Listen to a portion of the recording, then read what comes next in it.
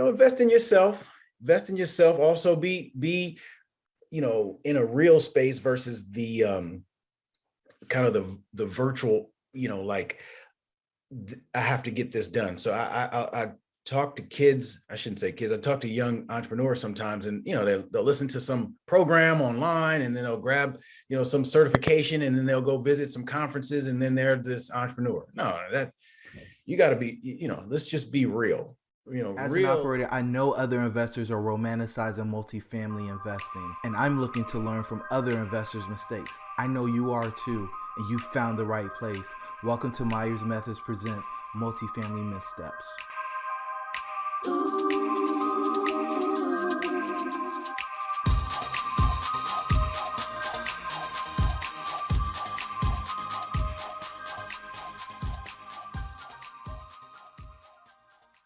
Hey, everybody, and welcome to Multifamily Missteps. I'm your host, Jerome, and we have the pleasure, the honor of having Yusef Alexander with me today. How are things out in Cali, man?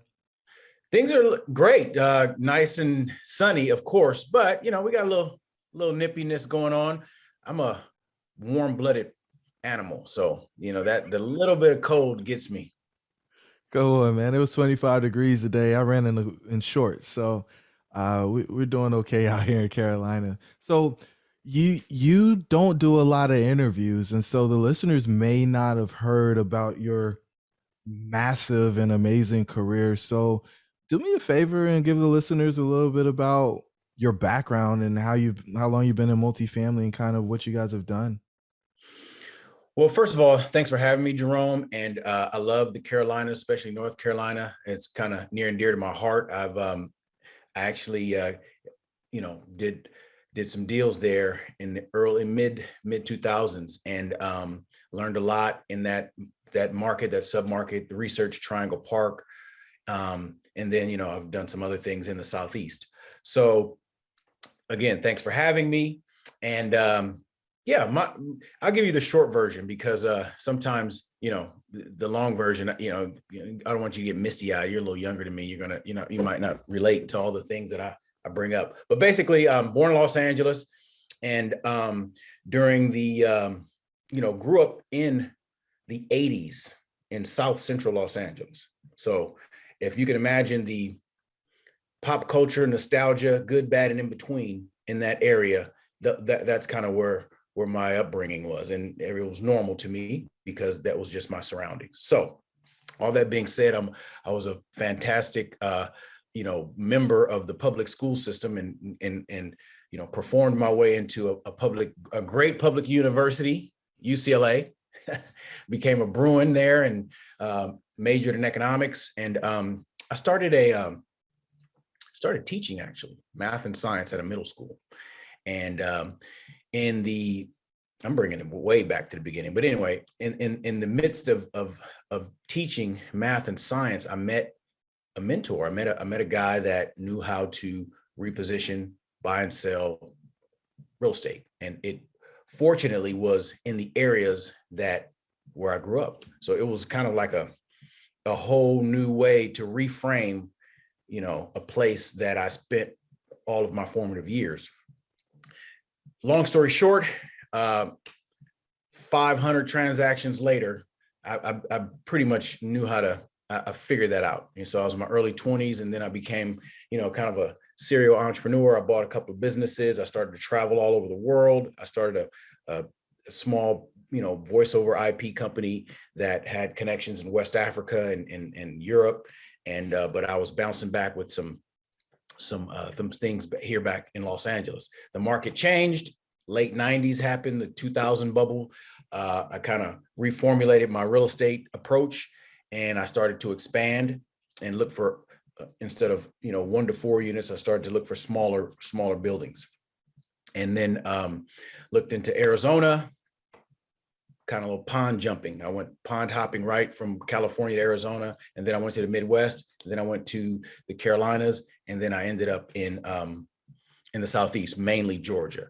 So that's a very kind of skeleton projection and connect the dots of what's going on. But we can unpack any of those markets and any of those time periods and the cycles if you like. So, were you chasing emerging markets, or what led you to the different spaces that you were investing in? Well, the first market in Arizona, what led me was, I wanted to learn how to scale my operation. I mean, because, you know, I would make some pretty aggressive returns in the 1 to 4 unit in the single family market. But what I found was that my efforts were not, it was like a diminishing marginal returns. I had a construction outfit, I had a leasing outfit, I had all these different factions of the operation, and it was profitable, very profitable, but it seemed like it kind of it hit a point where it plateaued and it wasn't scalable. So then that's what got me thinking about multifamily. And thankfully, a lot of the skill sets that I learned in the single family space, repositioning that, were transferable to the multifamily. So, you said 500 transactions later. Did every transaction go as you planned? Oh man, of course not. I mean, here's one thing that I can say to the listeners. I've had some formal education, but I've also had this education called the School of Hard Knocks, and I've paid many, many, many, many times over from mistakes that have been made. From just different areas to as I look back now, added value. I mean, one of the things that I have been able to master in my career, not only sourcing deals, negotiating deals, acquiring deals, but I also have mastered how to add value and really stay in a vein of an added value to specifically optimize assets. Now, I've made mistakes, to your question, what value is. In the single family market space, this is kind of sacrilegious when someone says paint and carpet, or let me, this is an eye wash. Let me just kind of do that. That's not added value to me. Added value to me is optimizing a living space in an updated fashion to provide a dignified living environment. So with that thesis, I put in a value added business plan to every project that I'm involved in. Whoa. All right. So, everybody's looking for the kind of cosmetic flip or the cosmetic apartment reposition project. And you're saying we're updating the living space. You got to give me that definition again, because I've never heard something so precise. Well, here's what it is. I'm going to give you the backstory, and then I'm going to flip back over to the definition. The backstory is this: I grew up in working class housing. I grew up in, with a mother with a single mother with 3 children, living in a working class environment. So in my bones, I understand what that space can be and what it can't be, or what, both sides of the spectrum. So as a professional working in multifamily real estate, that, is clocked into my understanding of how things can be. Now, I also live in, the very well-to-do areas in the United States. So I can see the difference, and I can see what should happen and what doesn't happen. Now, the definition, I don't even know if you want to call it a definition, this is just the way I operate. The formula is to create an updated living space, a dignified living space, a space where, a millennial, a Gen X, a Gen Z takes pride in. They can bring their girlfriend home, or they can start their family, or they can be, transitioning from career to career. It's just a dignified space to live. And actually, post-COVID, I guess we're not really post-COVID, but, during the pandemic, when a living space became a layered, occupational location, work, daycare, home, it better have a label of, dignified and prideful as well, because you're spending so much time there. Love it.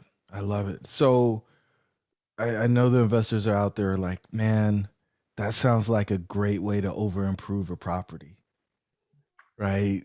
Spending too much to make it dignified or whatever else. What do you say to the folks who are struggling between, investing enough to say that they did a value add and, we over improved for the neighborhood? Because I think that's a mistake where a lot of people struggle. Well, that's probably Jerome. The difference between an amateur and a professional. An amateur may use words like over I don't know, over repair a place, or I don't know. I don't even look. That doesn't even make. I don't. That doesn't even make sense to me. I wouldn't. Why would I over repair a place or put too much money into a place? Dignify has nothing to do with the dollar value. And the funny thing about it is this: if you really look at it, and I have a large amount of transactions to reference personally. If I really look at what costs money to make something dignified, it's so incremental that it's not even worth talking about. You have an updated living space could mean more electrical sockets for all the devices that people use. An updated living space could mean a layout change to accommodate live work versus just work or just live. So I mean, when someone says over, I don't know what they're talking about. That's not the way that I conduct my career. So hey, everybody has their own way. Love it, love it, love it, love it. Okay, but do you agree that your approach is a little counter popular culture? Well, here's what happens in business. Business people or dime a dozen, good ones are hard to find. So a lot of businesses take shortcut, the shortcuts are there, whether it be the paint they use for the toy that they're going to sell to a child, or the paint that they use, to punch and reposition a rental unit.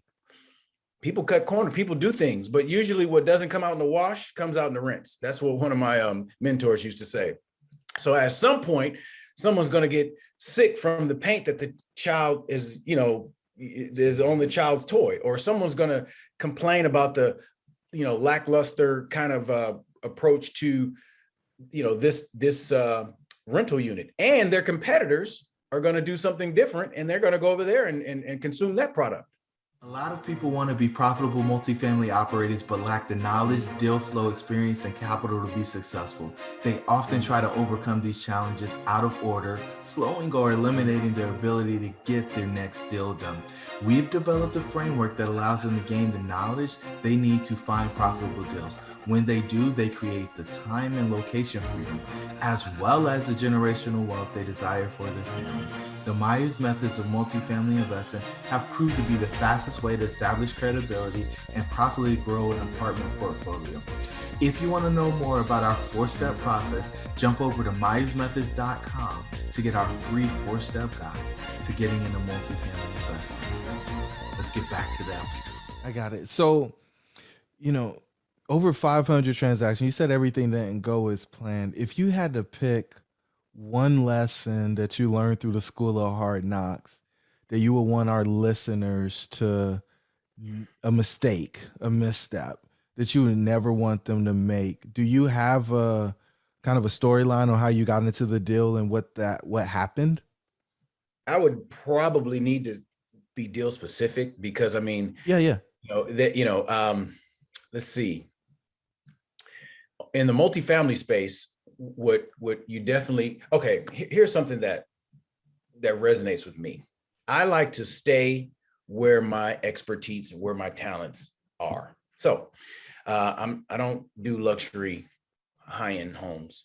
My homes, I've done that before, but my talents, and we talked about earlier, and my experience is in a working class, set of living. So what I've been able to do is I've been able to make gains, and I've been able to improve that area. Now, when I stepped out of that area, that has been a mistake. So I've stepped out of that area doing, primarily subsidized housing, and I've stepped out of that area doing primarily luxury homes. And I did a project in a really, nice area of Los Angeles, and it was a build, and it was an apartment build, and it was, kind of adjacent to, West Hollywood, Beverly Hills, and we put a we put a public park. We got some permitting concessions from the city put a public park there. Everything was nice. The newspapers and the periodicals in the area came by, and everybody was kind of cheers and celebrating the fact that this was a phenomenal build. But we were losing money. So I was building to the aesthetic of this area. I was building trying to kind of chase the appreciation that could come versus staying in my lane of working class, affordable, dignified housing. And I lost money. What can I say? I was out of my element. So was that, and I don't know if you syndicate or you just do joint ventures, but when you get to when do you decide to cut bait on a deal like that, right? Because you're building it, you got money expended. How do you know, hey, I'm not going to recover. I'm going to get out of this thing and I'll just take the haircut? Well, you're monitoring, you're doing some reviews and reports and analytics during the time. It's a 2.5 year, almost 3 year project. So, you're seeing things happen, and the market is changing while things are happening. Materials, labor, interest rates pretty much are staying the same, but yeah, things are changing. There's variables that are changing, and you got to mitigate your risk by looking at what you have and looking at that small window, 6, 8, 12 months that's in front of you. Now, once that window starts to get close to the margins, then yeah, you better make a decision. You could pay, your investor. If you're syndicating, you can pay folks back, or you could say, hey, you know what? Let's cut bait and move on to another deal. So it depends on what's going on. This was a partnership of very close knit professionals, and it was three of us, and we figured it out. Yeah. And so it's part of the reason why I love the joint venture model, especially when you're going to try something you haven't done before, just because there's more understanding when you have relationships and they understand that your level of expertise as well as the risk associated with it. So if something doesn't go to plan, having everybody involved in the decision making and the assumptions, I think is pretty important. Is that what your experience was, or was it something Yeah, counter I to mean, that? here's what happens. In any relationship, the transaction should be the forefront, or it should be the transaction. You should look to the transaction for the greater good. So if the transaction is making sense or not making sense, then the partnership should follow, versus the individual partners in the group. The transaction would follow their sentiment. That's counterproductive. So if So I'm sorry. no, I was just going to say, so you're saying let the numbers dictate your business decision. Let the numbers dictate, let the market dictate, let the transaction dictate the direction of the group, Okay. of the And syndication, of the partnership. got it. And do you have some form of a criteria when you get into projects now that say, hey, if we don't hit this return, we're going to sell regardless of what the discount is? Or like, how do you make sure that you don't get in a place where you lose money on your deals at this point? Because I mean, there's going to be some losers, but when you find out you got a loser, I know getting out as fast as possible is pretty important. Well, here's what happens in this point of my career. First of all, the money is made in my projects on the buy.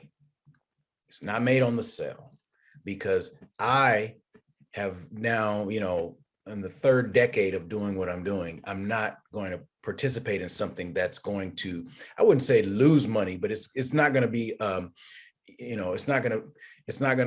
the chances of it being a loser is very slim. And the reason is because the drivers, the impact points of that particular project are already in place. The replacement value is there. The, cost per door is there. The debt ratio is there. The things are in place, and it's going to be an income producing property on day one. So the added value part of it, now we can, discuss how we're going to, push that to a forced appreciation or whatever we decide to do with the business plan. But the only thing that on our side is I mean, the only thing against us would be some catastrophic market, or something to that extent. But we're gonna get into a deal that produces income. And you're seeing some deals trade because you're still active right now. Mm-hmm. What do you? I look at some of the deals and I'm wondering how people are actually going to make money. And I don't know if I'm just being overly conservative or not, but what do you think about the current market conditions as it relates to multifamily and kind of price per doors and rent ratios? Well, there's still sub-markets, different markets around the US that have, potential for growth. So I back things up. If I were doing, research, I would just see, where the demographics, where the movement of the, different areas are, whether it be the Carolinas or the Southeast or the Midwest or the Southwest, or, the coastal cities. So there's different movements around, there's different movement around those markets. And then you take the criteria that you have for getting into projects and place it over the market that you want to participate in. The market in Killeen, Texas is different than the market in Minot, North Dakota. And those are kind of tertiary markets. They're the sub-markets of the metros. So, when people, I listen to a lot of young, entrepreneurs and professionals, and they throw around a lot of kind of generalizations. But that doesn't have anything to do with the last deal that I bought from a guy that's 90 years old that just doesn't want to, the reasons for him selling the property to me are different than what someone's looking at on CoStar. Yeah. Being direct to seller is the game right now. And the stuff that's actively marketed, I think in a lot of ways is really difficult to make money, especially with your criteria of making money on day one. Two last questions for you before we jump off the call. The first one is some people will say you can't make money on a day one in a value add project. What do you say? I mean, I wouldn't be on this call 27 years, 26 years later from the first day that I bought a piece of real estate. So I mean, I don't understand. Some people say there's no good, schools out there. And then you get someone to go into a great school and they have a phenomenal career. Someone says there's no good, kids are all lost causes. And then you have some kid that, does something great and has a great impact on in the community. So I don't know what to say to people that don't know how to make money. I really don't. I mean, and the final question is, what words of wisdom do you have for the listeners other than make money on your real estate deals? Well, this is a great time. I'm excited about, the market. I'm excited about the new generation of entrepreneurs that are coming up. I'm excited about the connectivity of the of our space.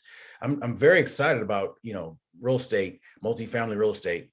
Just as I was a couple decades ago. I'm actually even more excited. I'm just a little bit slower to the with my wits about me than I was a few decades ago. But I'm very excited, and my words of wisdom is just invest in yourself.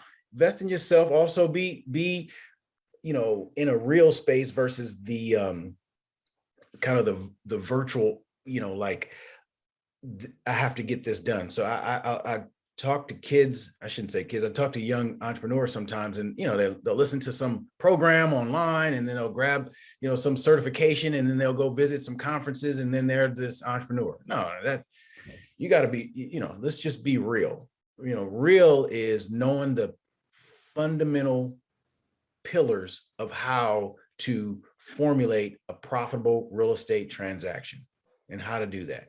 And if you get those fundamental areas mastered, you'll be fine. Man, spoken like a true operator and veteran of the game.